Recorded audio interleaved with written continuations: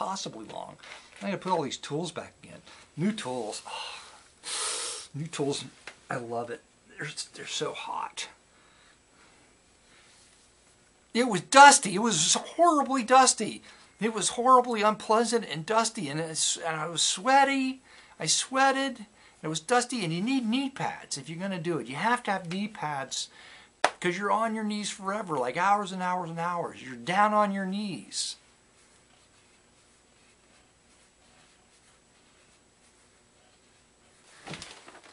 Howdy everybody, it's me, Manic Mark, coming to you from the bunker system located underneath the art villa found somewhere in the jungles of the Midwest. And today I'm coming to you with a few records and the phone.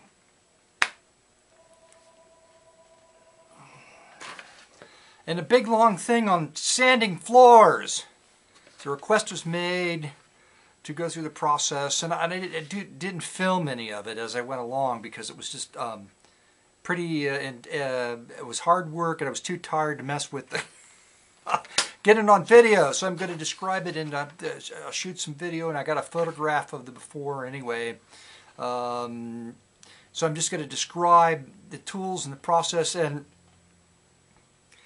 how I got to the point where I decided to do it myself, using the process that I did. Whoever it was, they went away. Okay, now, we'll just start with the condition of the floor. The house was built in 1936, and in the bedrooms, and this was typical, in the rooms that weren't so public, or even in it was a cheap way to do a floor. Let's just put it that way. Ran with pine. Okay, floor went down, ran with pine. Now, this house was built with used materials even back in 1936, so the flooring could have been used, although I can't confirm it. But it's not. It didn't all come from one source. I'm thinking it was used lumber. So, to start with, it was rough. Okay, and the center of the floor was never sanded, although the outside I probably sanded it at least a little bit. But it was pretty. It's always been pretty rough. So, and over the years, you know, this used to be a crawl space before I dug the bunker. So there was moisture, and the boards had crowns, and the material is about almost 1 inch thick. Okay, and the reason I started to do this was because of the termites ate into it. So it was I always wondered. I know what random with pine looks like, and I wondered what it would look like finished in this house. And I had no idea because the whole floor was painted, even the middle part of it was painted. Okay, so 5 layers of paint, and they stained it brown. The first layer that went on, mostly around the outside, the heavy paint on the outside. The first layer was stained. So I researched the different kinds of, having never done it. There was videos online, of course, on how to do it, and then one guy says you can do it, and then I read another thing that says you better not do it, you're foolish to do it, and there's drum sanders you can rent. Like that story said, most of the places have the belt sander. I think is the heavy, the big upright belt sander is the commercial sander that real sandy guys used. And I'm not sure about that, but I don't know if you can rent those. It seems like the drum sander, which is basically a drum with a sandpaper sleeve, circular sandpaper sleeve that goes around a thing that spins. And then for lighter application, just like your nice oak floor that probably needs to have the finish taken off, you know, sand a little bit. There are pad sanders. I already described it, and the oscillating orbital sanders, a machine with 4 sanding heads on the bottom of it. Okay. But I decided to do it with my belt sander, which I, of course, the belt sander, my 3-inch wide by 21 inch, what's the length of the belt, that's 3 by 21, that's how you buy them, but that's actually how the big it is on the bottom. I've had this machine for a long time, bought it a long time ago, so I didn't have to incur the expense of doing the belt sander, buying the belt sander. And I ran through, let's just start with the process. Oh, so what I did buy that maybe I didn't need, but I know it helped make the process faster, and it's something they can use in the future. I bought a Metabo Power Paint Chipper, and this is a really cool thing. Basically, it's just a heavy-duty tool with a heavy-duty metal platform. And see these things right here? Those are like chippers. They're like really carbon tooled steel hardened chippers. The thing spins. You can adjust the depth up and down, and it will take stain and paint off. Okay. So, the problem is the floor was, which would be great in many applications. The problem is the floor being so uneven. I was able to chip it, but being uneven, I wasn't able to just clean all the paint off. Okay, but it didn't gouge or leave any marks or anything that caused any problems for me, which was my concern using this kind of an aggressive approach. But it chipped off much of the paint, and I think saved me quite a bit of time doing what I needed to do. Okay, so that's that. That was an expensive tool, but the thing of it is, I always end up using these things again, these tools again. All right, now, then after I did that, I went to the belt sander. I used a heavy grit, what was it, a 36 grit, I think, belt. And I only ran through 5 of the heavy belts. Okay, so it didn't take much media, sandpaper, to really do this whole floor. All right, which I haven't measured it yet. What did I measure with this? Maybe I'll put the measurements in right here. The measurements of the floor. Okay, so then twice over with the rough sandpaper. Hard work. It's like lifting weights and trying to keep. Now, when you watch the video online, they say, "Oh, just hold on to the back and let the thing." No, I had to hold it with both hands, and I pressed a little bit, you know. So I did everything. Basically, I did everything wrong going through this thing. Almost everything. Not quite everything, but I'll get to it. Always go with the grain of the wood. I'll just say that up front. Except when I tell you the thing I did when I get to it. All right. So twice with that. Twice over the whole floor. Twice with medium sandpaper. And then twice with the light sandpaper, all in the belt drive thing. Okay. Now, then I bought Metabo 6-inch orbital sander because I had to do the edge, okay? But even with the heavy grit, the heaviest grit orbital sandpaper wasn't enough to really. It just took forever to do the edge with this thing, okay? And right up against the wall, I still used paint scrapers and chisels to scrape off the paint right at the edge of the wall to speed up the help. That's all I had to do it, okay? And then getting, because the floor was uneven, getting most of the stain and everything down was.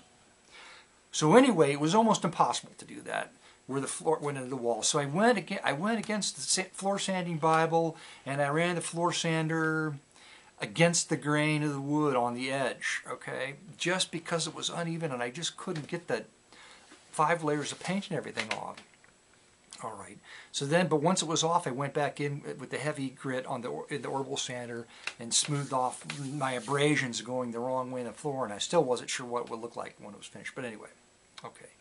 But that worked out. There's hardly any instances where I've noticed anything on the floor. Okay, so the three heavy, medium, and light, and then with the orbital sander, and then I put a poly coat on. I'm using satin. It's just still got a little bit of a sheen, and then I had to go back in the day, and I used the palm sander after dried for a day and overnight, and used 150 grit paper. Then on the can it says 220, so I've got 220. I could go to a lighter grit, and I might sand the thing again tomorrow. And put another coat on. There's going to be at least one more coat on. But anyway, so I'm going to show you the footage of using the video camera of the floor. It's going to need another coat, so it's not even yet.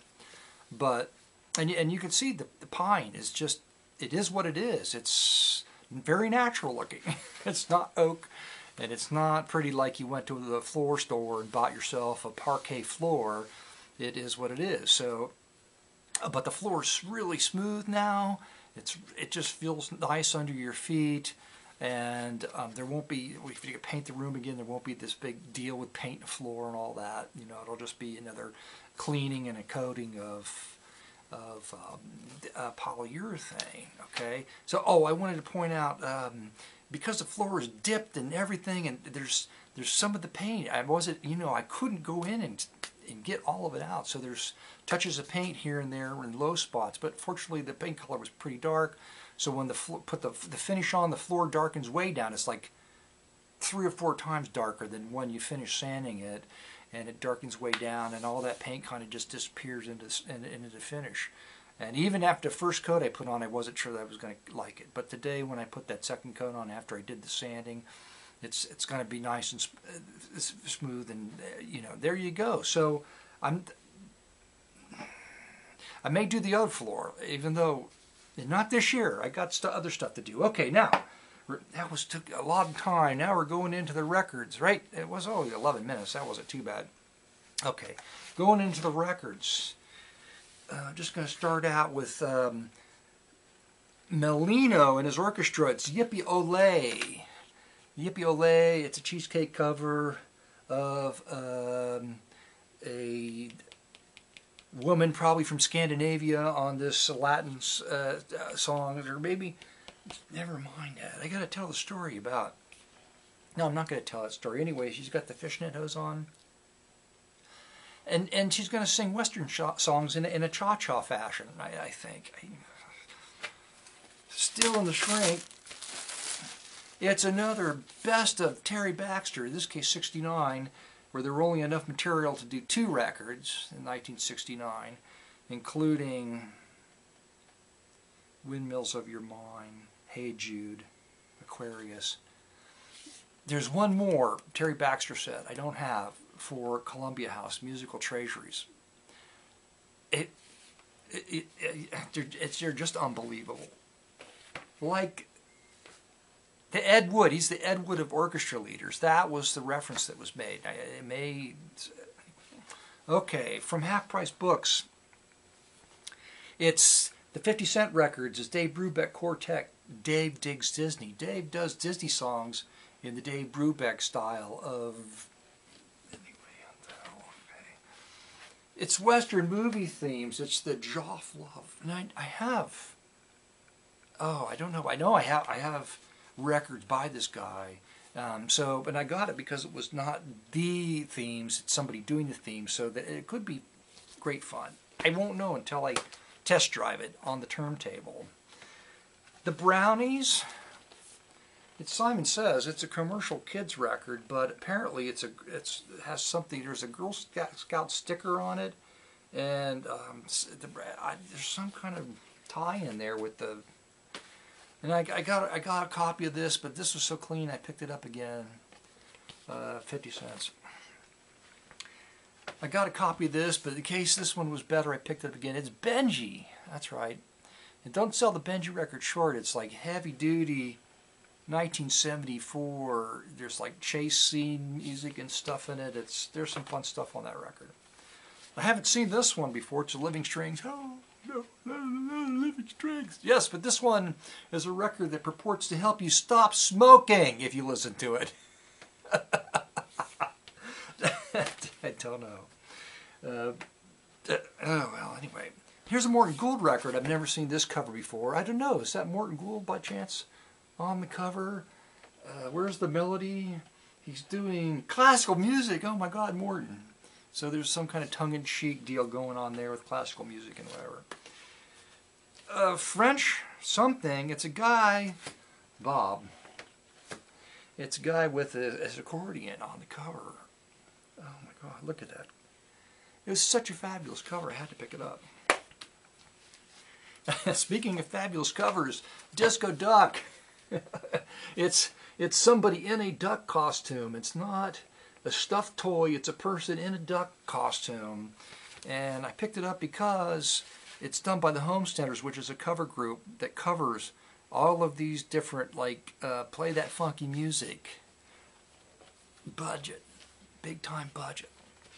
Also budget. It's The Young Lovers play This Guy's in Love with You, a Man Without Love. It's the young man, his face is obscured by type for some reason, but there you go. Well, we can't drop it out over here, and it would be too small and everything. Don't play art director, okay. Oh, have I had this one before? I don't remember. Rebecca with a K. Seems like I have, but it doesn't have my little check mark on the back, so I bought a copy of it, another copy maybe. I have no idea. Anne Murray. I don't know. Picked it up. What about me, Anne Murray? Peter Gunn. How many copies of that do you have? Plenty.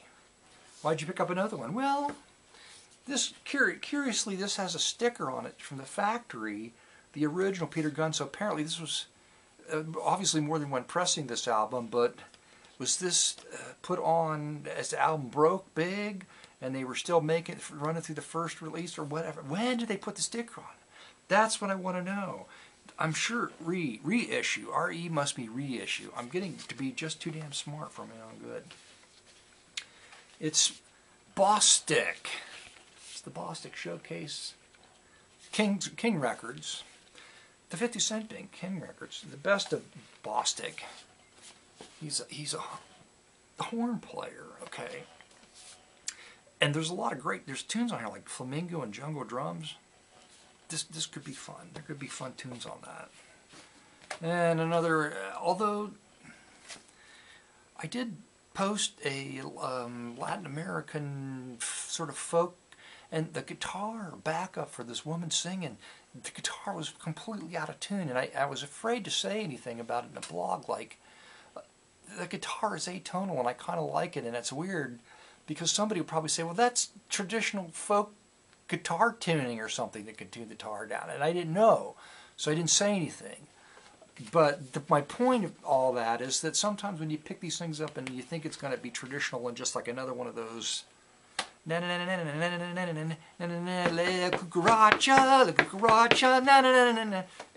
better than that. It's different. This is probably going to be another gospel album. But the cover was kind of weird. They did the Western Union. How did they get by with putting the Western Union in? Is this the Western Union logo? I'm sure they didn't ask permission. Oh my God. The poor gospel singers, messengers, probably had the pantsuit off of them. They probably lost their van. Western Union took their van and their guitars. What a sad end to that group. It's an introduction to stereo. Well, it certainly isn't an introduction to graphic design. That's for sure. Even though it's on Westminster, which they normally had pretty nice looking covers. But I picked this up because there is a cover. There's sound effects and blah, blah, blah, blah, blah. But there's Saber Dance and also Taboo, a cover of Taboo by the Ralph Font Orchestra, which I may or may not already have. I'm just checking to see.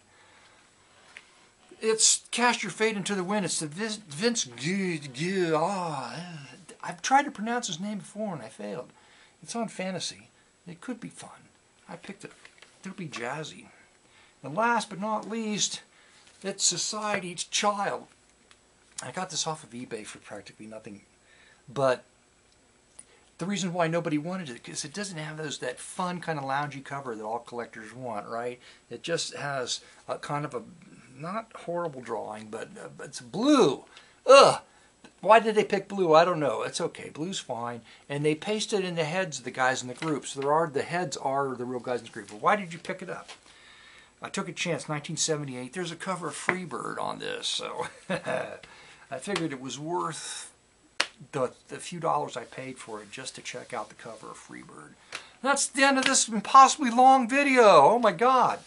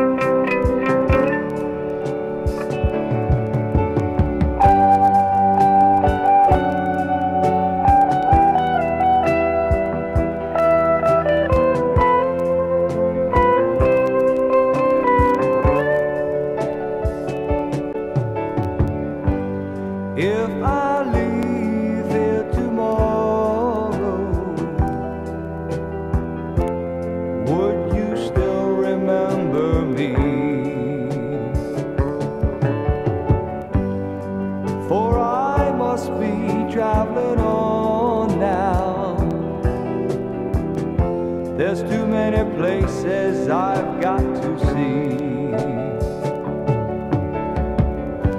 But if I stay here with you, girl,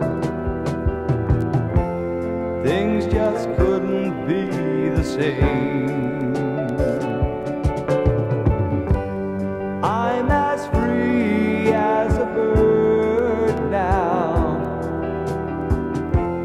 and this bird you cannot change, and this bird you cannot change.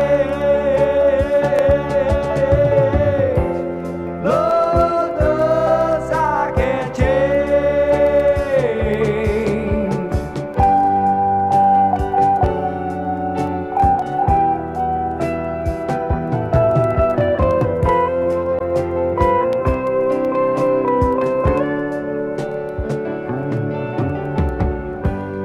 Bye bye, baby, it's been a sweet love. I know this feeling I can't change. Please don't take this so badly.